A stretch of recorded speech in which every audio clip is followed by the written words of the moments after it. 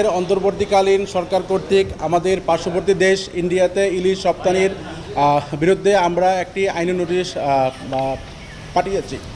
আজকে আমাদের বাণিজ্য মন্ত্রণালয় এবং মৎস্য প্রাণী সম্পদ মন্ত্রণালয়, আমাদের এনবিআর এবং আমদানি রপ্তানিকারকের প্রধান অধিদপ্তরকে এই নোটিশ পাঠানো হয়েছে।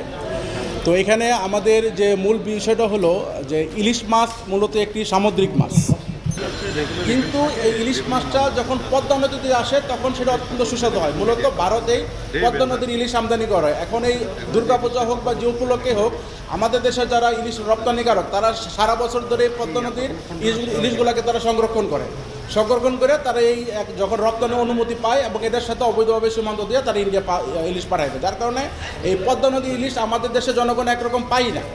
আমরা যেটা খাই সেটা হলো সামুদ্রিক ইলিশ। পদ্মা নদীর সব ইলিশ ইন্ডিয়া চলে যাচ্ছে। এখন এই পূজা হলো একটা উপলক্ষ।